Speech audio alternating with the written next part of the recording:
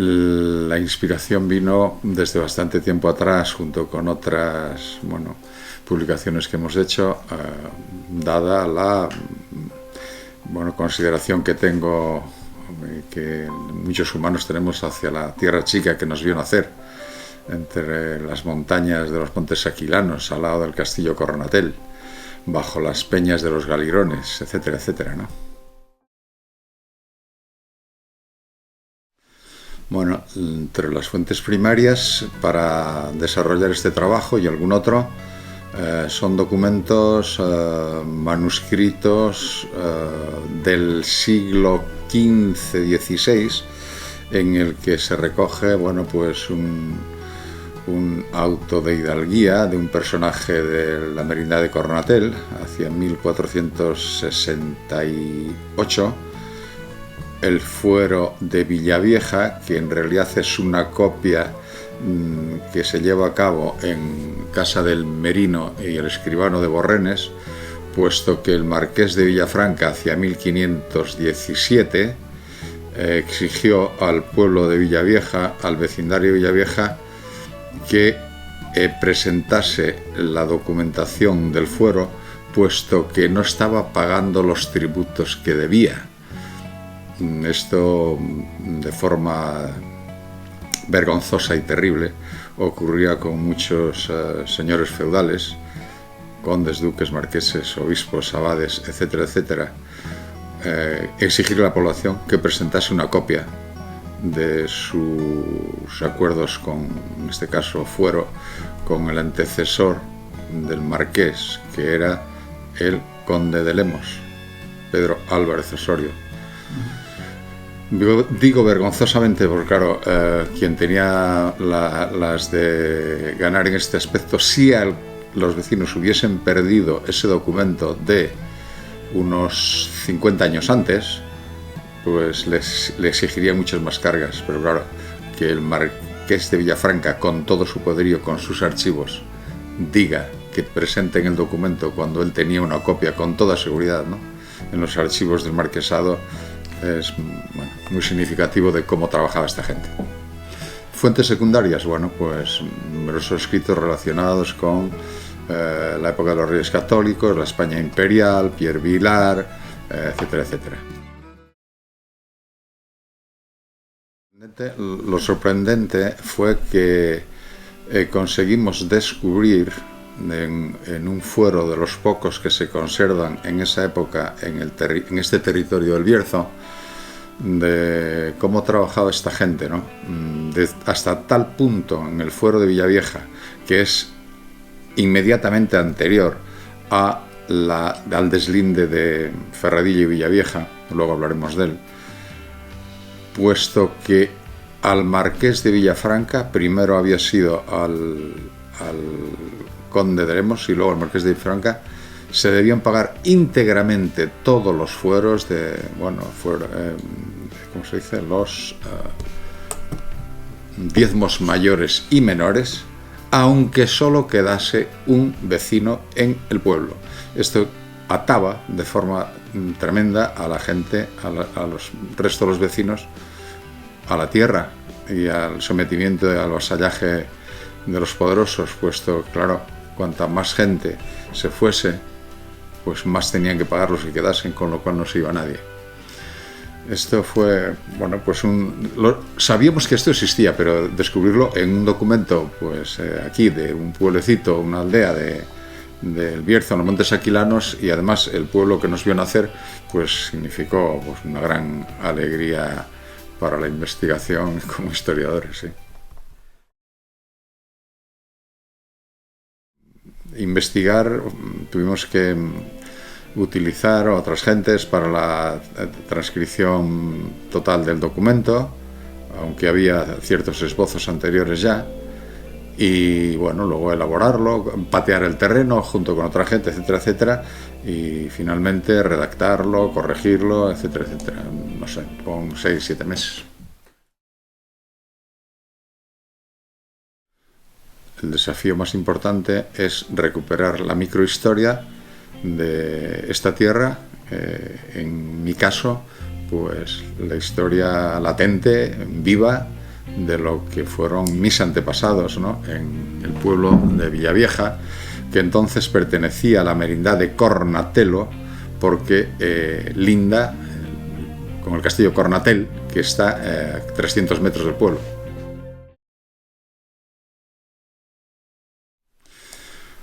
Bueno, en la biblioteca de Ponferrada encontramos alguna documentación, sobre todo a la hora de buscar los orígenes de ese castillo. El libro de la montería que el rey Alfonso XI de Castilla mandó escribir a sus funcionarios de palacio con el fin de ofrecer a los cazadores monteros de su reino, pues lo que entonces se podía entender los principales acechaderos y lugares de caza mayor, ¿no?, osos, ciervos, etcétera, etcétera. Sí, nosotros hemos, repito, visitado en reiteradas ocasiones los lugares que se describen ahí y concretamente, dada la fortaleza erigida unos años antes, y luego veremos por qué unos años antes, ¿no?, de Cornatel, tomamos junto con algún compañero medidas exactas y se publicaron todo tipo de superficies, volúmenes, alturas y las dependencias que se han recuperado a raíz de una restauración que se llevó a cabo entre finales del siglo XX y principios del actual. El interés viene porque cuando éramos muy jóvenes y estamos estudiando el bachiller superior en el Instituto Gil y Carrasco de Ponferrada, a propósito, el único instituto de bachillerato público que existía entonces en el Bierzo, un profesor pues nos animó. Y bueno, después, poco tiempo después, fuimos a Oviedo, nos matriculamos y sentimos muy contentos de haber realizado esa especialidad dentro de Filosofía y Letras, Geografía, Historia y Arte. Nosotros sospechamos, no hay otras hipótesis que avalen algo diferente, sospechamos que desde la revuelta, para algunos revolución irmandiña, de 1468 a 1469 ocurrieron asuntos, bueno, pues muy graves para los grupos privilegiados de entonces, ¿no?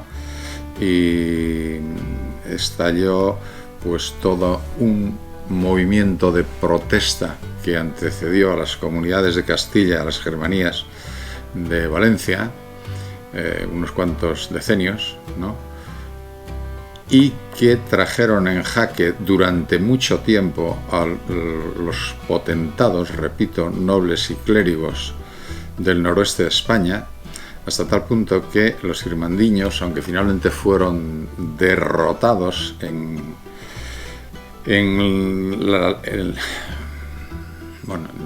la práctica, en lo sustancial quedó. Esta sería pues una de las primeras revoluciones burguesas en la que, bueno, pues los menestrales, los pequeños vendedores, comerciantes de las villas de Galicia y del Bierzo se levantaron contra la opresión y el poder omnímodo de los señores feudales.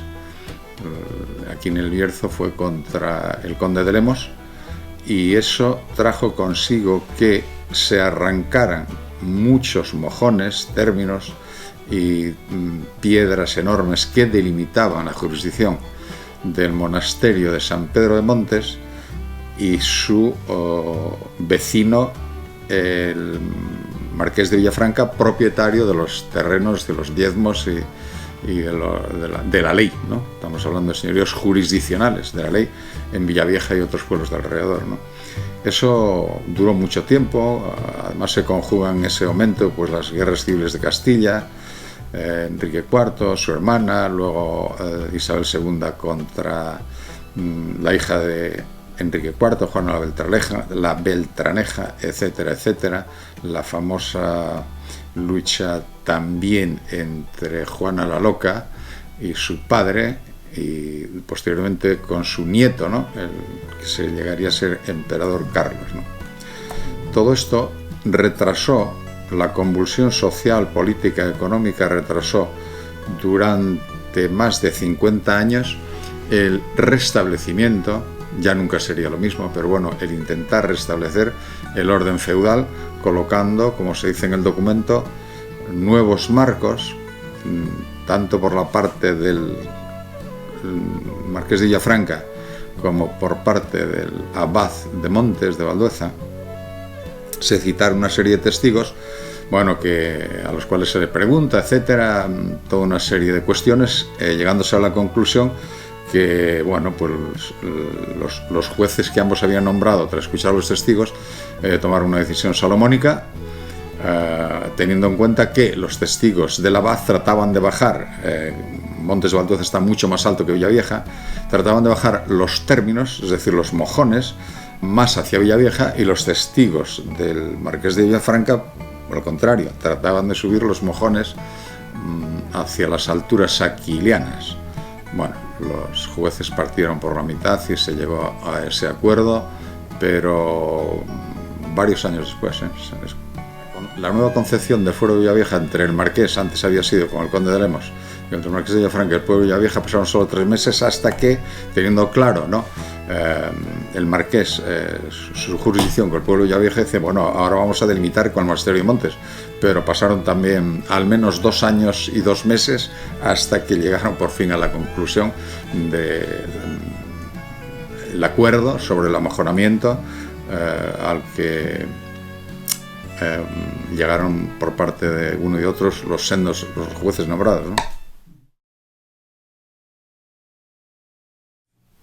Pedro Álvarez Osorio fue el último conde que tuvo jurisdicción en gran parte de los territorios del Bierzo, sobre todo la zona oeste del Bierzo, limítrofe con las provincias de Lugo y Orense, y fue despojado de su titularidad como conde del Bierzo, puesto que se opuso, como tantos otros nobles gallegos, a la unificación, al sometimiento al que los reyes católicos trataron de impulsarlos, ¿no? Hubo mucha resistencia y eso concluyó con el detraimiento del condado del Bierzo al señor de Lemos, bueno, conde de Lemos, propiedades del Bierzo, y creando hacia 1480 y algo el marquesado del Bierzo, con la primera hija, Juana, creo recordar, el rey de Pedro Álvarez de Osorio, con su nueva mujer, hija de los condes de Benavente, la familia Pimentel. Rodrigo fue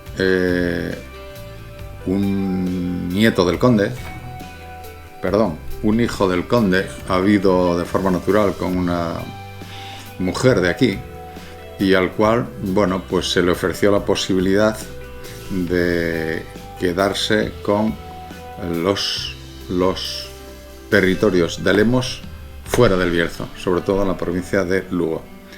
Tampoco se conformó, etcétera, guerrearon, pero al final perdió. Y quien triunfó fue, bueno, pues los reyes católicos y el marquesado de Villafranca. Como en otros sitios de España, los reyes católicos trataron de quitar mucho poder, sobre todo poder político, a las familias feudales que controlaban gran parte del territorio de la Castilla de entonces, ¿no? Y en este caso, pues contra los nobles gallegos, ¿no? Y fue, bueno, pues el Pedro Álvarez Osorio, uno de los principales opositores contra la política reunificadora en torno a la corona de las grandes decisiones políticas y administrativas. Bueno, perdió y fue despojado, ¿no?, de sus territorios del Bierzo. Pero eso ocurrió en otros muchos sitios, y entonces los reyes católicos ya no volvieron a reconstruir las fortalezas, o gran parte de ellas quedaron derruidas, y los nobles que antiguamente ocupaban los castillos como lugares de defensa fueron obligados a bajar a las zonas llanas, y empiezan a aparecer los pazos gallegos y los palacios con mucho poder, digamos, administrativo, pero al servicio siempre de los reyes católicos, estos nobles que antiguamente tenían poderes omnímodos sobre el territorio que gobernaba, ¿no? Ese es un término marxista, lucha de clases. Nosotros estamos de acuerdo con el concepto, puesto que la historia de los seres humanos desde la aparición de la propiedad privada durante el Neolítico es la historia continua de la lucha de clases. ¿Por qué?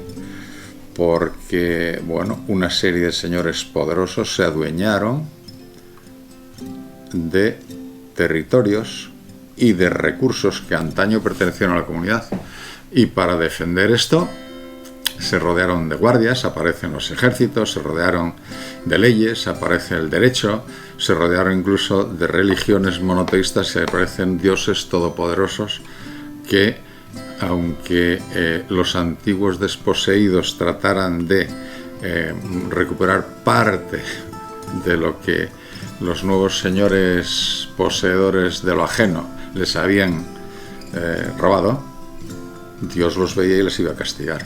Ese es el origen también de las religiones, y también de la propiedad privada y la familia, ¿no? Es decir, los señores estos estaban dispuestos, por supuesto, a que heredasen parte de su saqueo y su latrocinio, pues sus hijos e hijas, ¿no? Hijos sobre todo. Estamos en el pleno periodo en que desaparecen las diosas primitivas y todos los dioses egipcios mesopotámicos empiezan a ser hombres, ¿no?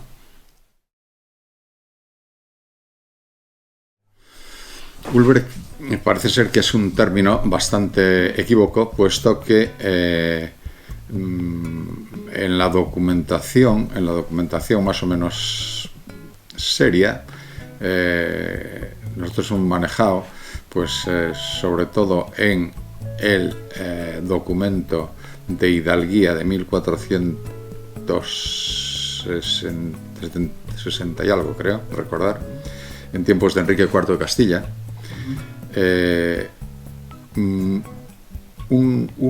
documento de 17 páginas en cuero de cabritilla, escrito a las dos caras, donde aparece más de 30 veces los vecinos de la ribera de Urbia, ¿no?, que van como testigos para acreditar que el personaje que reclamaba su hidalguía y que al final se la reconoció la Real Chancillería de Valladolid, pues atestiguaban pertenecer a la ribera de Urbia. La ribera de Urbia es un concepto administrativo jurídico en que englobaba dos laderas de los montes aquilianos, la que mira al norte, ¿no?, que vierte aguas al río Sil, y la que mira hacia el sur, que vierte aguas hacia el río Cabrera.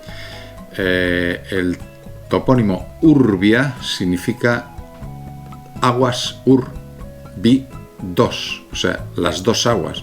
¿Por qué? Porque ese territorio de la ribera de Urbia contemplaba, repito, los pueblos, o unos cuantos pueblos de la ribera del río Cabrera hacia el sur, y otros tantos o más por aquí hacia la ribera del norte del río Sil, la ladera norte del río Sil. Al mismo tiempo hay también hablando ya de toponimia, un concepto también equívoco respecto al topónimo Villavieja. Villavieja Se dice, bueno, es como el Cristiano Viejo, como Castilla la Vieja, pues un lugar en el que solo existen cristianos viejos, rancios, labradores honrados. Y no sé hasta qué punto eso llevó a considerar en el Catastro de Ensenada 1753 que en Villavieja todos eran hidalgos y que no había ningún pobre de solemnidad, ¿no? Villavieja no significa para nada, no tiene nada que ver con ese concepto muy reciente de cristiano viejo, porque eso aparece por el siglo XIV, ¿no? En la lucha, la terrible lucha, ¿no?, de los cristianos aquí del norte, bastante torpes y muy rudos, ¿no?, contra bueno, pues otros peninsulares de religión distinta, como eran los hispano-judíos y los hispano-árabes. Estos últimos consiguieron llevar a cabo un periodo de esplendor, sobre todo en la Córdoba califal de Abderramán III y Xen II, como jamás ha vuelto a vivir la historia de España, ¿no? Un desarrollo gigante de las ciencias, de la medicina, de las artes, de la literatura, de la política y de la pedagogía. Córdoba, en tiempos de Abderramán II, reunía la mayor biblioteca del mundo y estaba dirigida por una mujer, Lubna de Córdoba. Tenía cientos de madrasas a las que acudían todos los niños y niñas de Córdoba. Algo parecido ocurría en el resto de Al-Ándalus, que era la España del sur, sobre todo en la época que estamos hablando, pero controlaba muchísimos territorios al sur del río Duero todavía, ¿no? Al-Ándalus. Después se fue reduciendo con esa palabra tan errónea, el concepto tan equívoco de reconquista, hasta acabar, bueno, derrotando al reino nazarí de Granada en 1492, incumpliendo los reyes católicos los tratados que habían firmado con los Boabdil y los gobernantes de Granada, ¿no? Los reyes católicos traicionaron casi todo lo que pisaron, ¿no? Vieja tiene que ver, y hay un documento, creo del siglo XIII, el monasterio de Montes, que habla de Vila Veje. Bueno, pues Veje, ve en el idioma antiquísimo que hablaron pues todos los pueblos que rodearon al menos la cuenca del Mediterráneo, y parece ser que bastante más allá, en Asia, ¿no? Significa bajo, y eje, aquí hay cerquita en la zona orense la Sierra del Eje, o Eixe se dice en gallego. Eje quiere decir piedras. Villavieja está bajo una mole de, le llaman el Cerro, de piedra caliza, que en ciertas ocasiones se desprende por la acción de la erosión, algún gran morrillo que a punto ha estado de costar graves peligros al pueblo de Villavieja, a la aldea de Villavieja. Pero Marbella tiene el Bella, es también Beja, pasado J a L, ¿no? Mar significa límite, el mar físico es el límite entre el agua y la tierra, ¿no? Donde se separa los espacios de la hidrosfera y los espacios de la litosfera. Y eje B bajo y eje piedras. La ciudad de Marbella y la antigua población de Marbella está situado bajo un acantilado. Aquí en el Bierzo, en la cuenca del río Sil, existe el término Vega de Viejos, que se sitúa exactamente en el nacimiento del río Sil, bajo las enormes alturas de Peña Orniz. Vega de Viejos es la vega bajo las rocas, bajo las piedras. Eje también. Bueno, la E de B se diptonga en IE. Lo mismo ocurre en otros muchísimos lugares topónimos. Me viene a la mente ahora el desfiladero de los Bellos en Asturias, bajando del puerto del Pontón hacia Cangas de Onís, o subiendo en sentido viceversa, que es el desfiladero B Ejos, la J transmutada en elle, bajo las piedras. los que conocen este desfiladero se dan perfectamente cuenta de que ese topónimo también responde muy bien a la realidad que el río Sella trazó en las piedras calizas, ¿no? En esa profunda garganta. Bien, ¿qué importancia tiene el hecho de que se cite hasta 8 veces en el documento la existencia de un enclave llamado Casar Viejo o Casar de Ferradillo? ¿A qué emplazamiento hace referencia?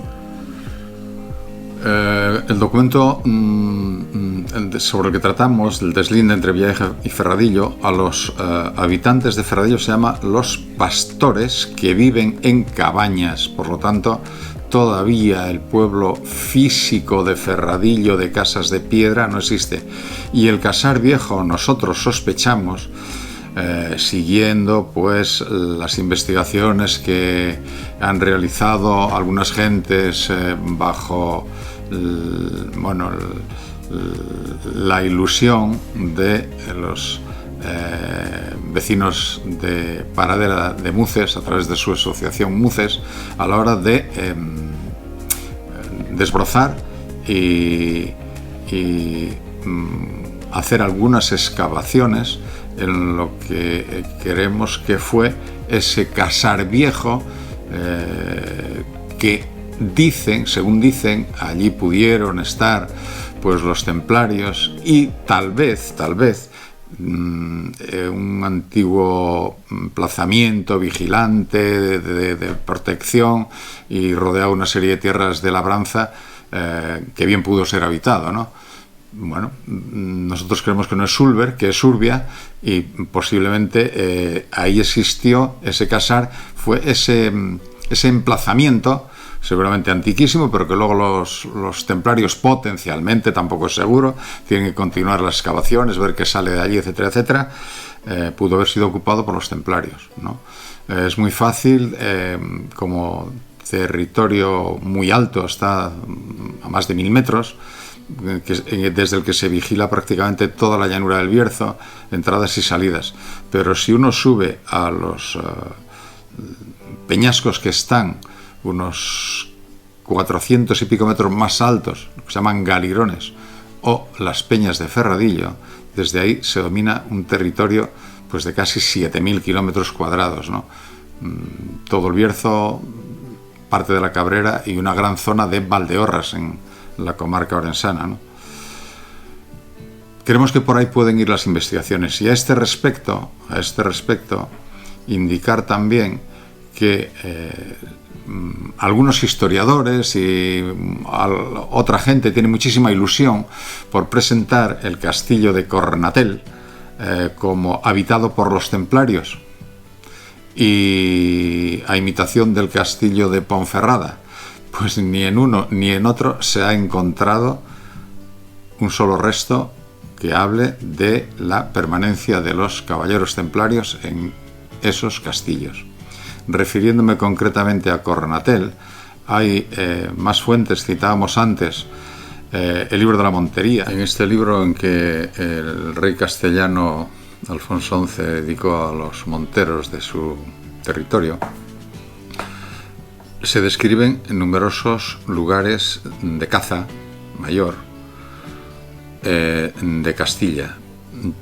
Curiosamente, es precisamente en el territorio del Bierzo donde más lugares de acecho y caza se ofrece a los monteros. Tanto es así que, rodeando lo que hoy es el castillo de Cornatel, aparecen 9 espacios diferentes en un radio de, por decir algo, 20 kilómetros, 9 espacios diferentes para dicha caza. Curiosamente, en el norte del Bierzo, todo el territorio de Ancares, tal vez no porque fuera desconocido, sino porque no pudo ser visitado, creemos, por los delegados de Alfonso XI, ya que pudo ser un territorio casi impenetrable, no se cita ni uno solo, ¿no? Parece raro que, si existiese el castillo de Cornatel cuando se realizaron las investigaciones de este libro, que fue publicado hacia 1345, ¿no?, que no se citara ni una sola vez un hito tan importante del territorio en una zona de caza, ¿no? El castillo con su silueta destacando en el horizonte sobre un enorme cuerno calizo, ¿no? Creo, además, que dada la existencia de los templarios entre principios del siglo XII y principios del siglo XIV, fueron disueltos por orden del Papa en connivencia con el rey de Francia hacia 1310, ¿no? Que no aparezca ningún documento relativo al castillo de Cornatel quiere decir que los caballeros templarios jamás estuvieron en Cornatel, puesto que el primer documento que se cita escrito es de 1338, con lo cual pues los templarios habían sido disueltos unos 60 años antes, pero en las excavaciones realizadas hace unos 10-15 años en el castillo no aparece ni un solo resto arqueológico de aquella época, ni de cerámica, ni de madera, ni de piedra, ni de numismático, nada. Bueno, pensamos que el castillo de Cornatel no existía. Algo parecido, aunque no es lo que nos lleva en este momento, lo que nos trae aquí, ocurre en el castillo de Ponferrada. Está de moda la Edad Media, los templarios, noches templarias, fiestas templarias, cenas templarias, pero no se ha encontrado tampoco nada en el de Ponferrada respecto a los templarios.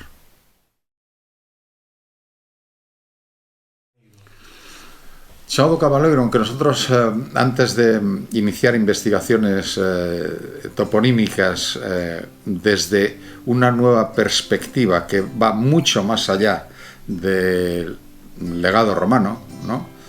Pensamos que el topónimo Chao de Cabaleiro se refería al Chao llano del caballero, bueno, posiblemente uno de los caballeros que pudo haber ocupado esa fortaleza de arriba, a 2 kilómetros montaña arriba, mucho más alto que Cornatel.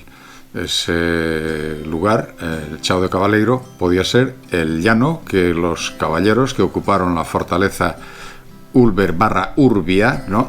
Muy cerquita del actual pueblo de Ferradillo, subían y bajaban la montaña cruzando ese llano para otear, divisar, controlar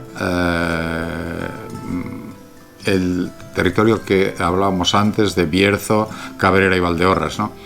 Sin embargo, tras haber estudiado los trabajos realizados por Javier Goitia Blanco, del País Vasco, y Carmen Jiménez Huerta, de la Universidad Abierta de Barcelona, pues hemos optado por, siguiendo sus huellas, situar mucho más alejado en el tiempo el origen de los topónimos, cuando nuestros antepasados eran nómadas y año tras año seguían el rastro de los mamíferos ungulados que les servían de despensa, caballos, ciervos, bisontes, etcétera, etcétera, en un tiempo muy lejano. Y claro, también tenían mucho interés en citar, poner nombre a los lugares para que quedasen en la memoria de la horda, de la tribu, del clan, que todos los años seguía los animales buscando pastos de invierno en los valles y pastos de verano en las alturas, en las brañas de los puertos. Y de ahí que nosotros ahora pensamos que cha significa en ese idioma antiquísimo prehistórico, ¿no?, del Paleolítico, cuyo resto mejor conservado es el idioma euskera hoy.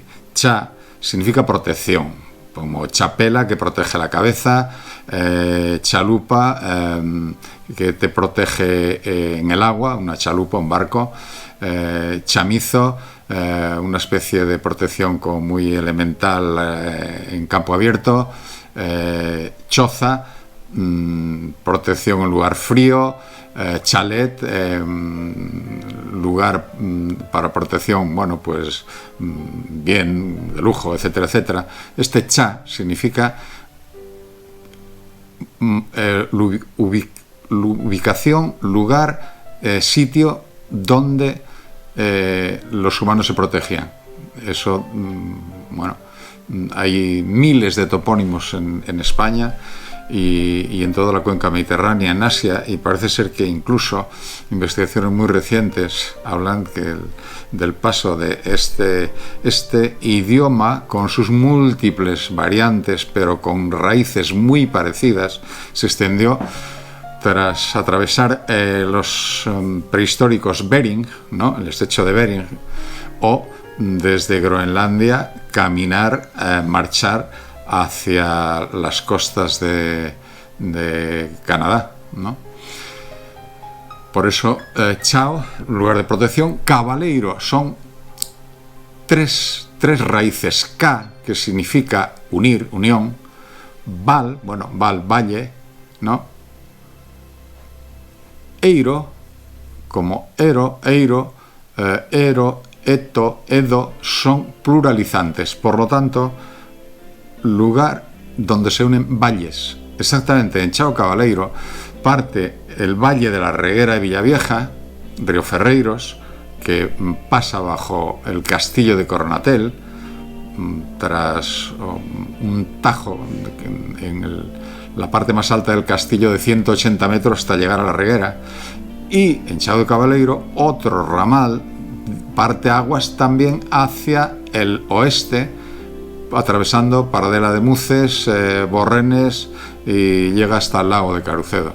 El topónimo creemos que se refiere a eso, es decir, ese lugar de protección que dio lugar a los primeros cabañeros, más tarde al pueblo de Ferradillo, etcétera, etcétera, pero que en primer lugar era a donde subían los prehistóricos a acechar la caza en los verdes pastos del veraneo en las alturas, ¿no? Y lugar en el que se unen dos valles, ya está. El documento sobre el que tratamos, el deslinde entre Villavieja y Ferradillo, a los habitantes de Ferradillo se llama los pastores, que viven en cabañas. Por lo tanto, todavía el pueblo físico de Ferradillo, de casas de piedra, no existe. Y el Casar Viejo, nosotros sospechamos, siguiendo pues las investigaciones que han realizado algunas gentes bajo la ilusión de los vecinos de Paradela de Muces, a través de su asociación Muces, a la hora de desbrozar y hacer algunas excavaciones en lo que creemos que fue ese Casar Viejo, que dicen, según dicen, allí pudieron estar pues los templarios y tal vez un antiguo emplazamiento vigilante de protección, y rodeado una serie de tierras de labranza que bien pudo ser habitado, ¿no?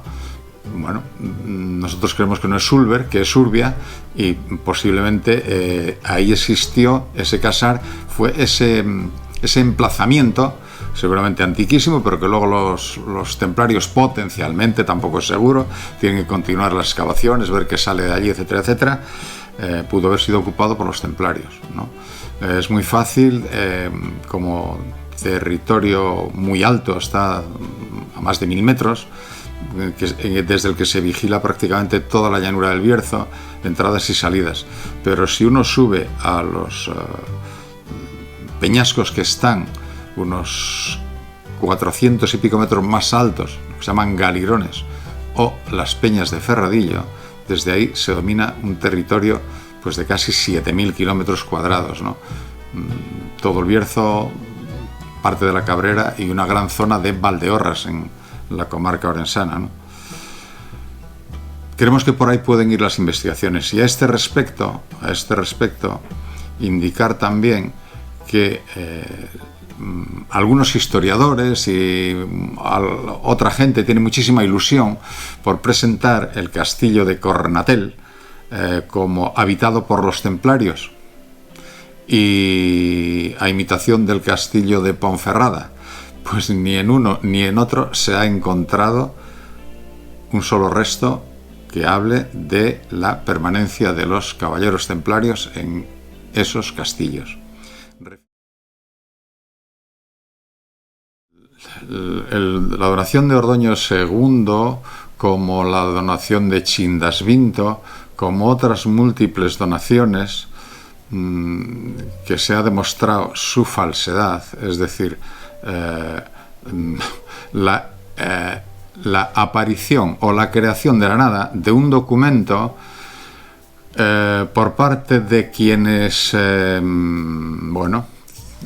las élites, en este caso religiosas, y que además tenía a su servicio los scriptorium, donde podías fabricar documentación, y claro, como era esta gente eran los únicos, hasta que llegaron más tarde los escribanos que sabían leer y escribir, fabricaron a su antojo numerosos documentos. La donación de Ordoño II es falsa, la de Chindasvinto también, pero todo esto deriva de una donación mucho más amplia, mucho más gigante, mucho más peligrosa, que ha dado un poder tremendo al actual Estado Vaticano, a los estados pontificios anteriores a Mussolini, durante más de 1200 años, que fue la donación de Constantino, urdida entre el poder laico y el poder religioso unos 500 años después de la muerte de Constantino, hacia el siglo IX.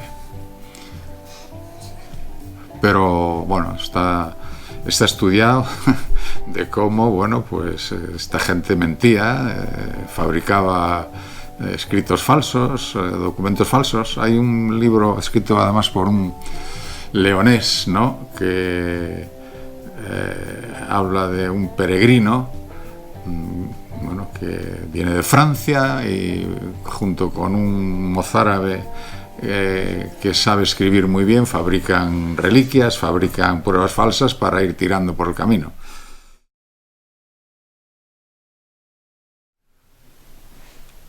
Bueno, hemos dicho que sospechamos, si es que alguna vez existió Ulver, ¿no?, que puede ser esto lo que hemos comentado anteriormente, las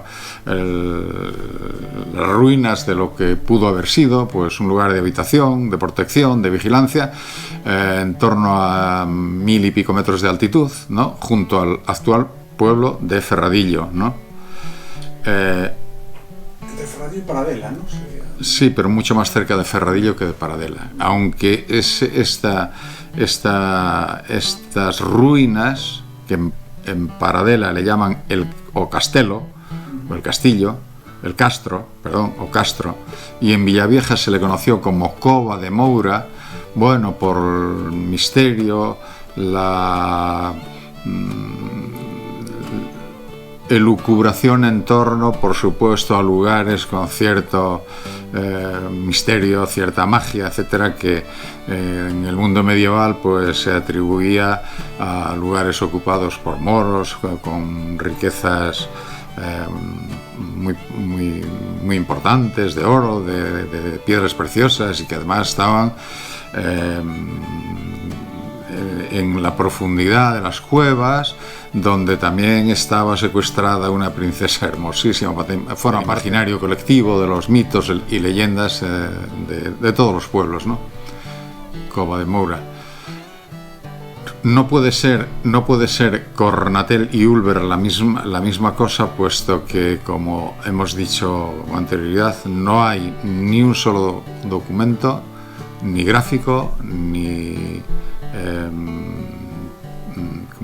epigráfico, ni arqueológico de ningún tipo, incluyendo pues materiales, como decíamos, de cerámica, de madera, de hierro, de piedra, que se haya encontrado en Cornatel anterior a esta época. Y sí se sabe que lo que alguna gente dice que es Ulver, lo volvemos a recordar, en las inmediaciones de Ferradillo, a más de 1100 metros de altitud, ¿no?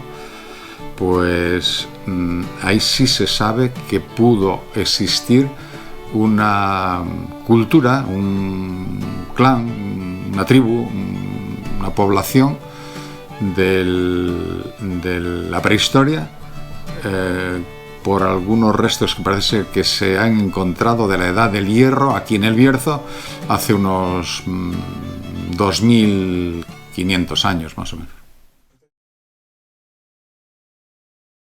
No, simplemente reflejar en esa nueva concepción toponímica, ¿no?, que Cornatel se refiere. Cor es altura pétrea, ¿no?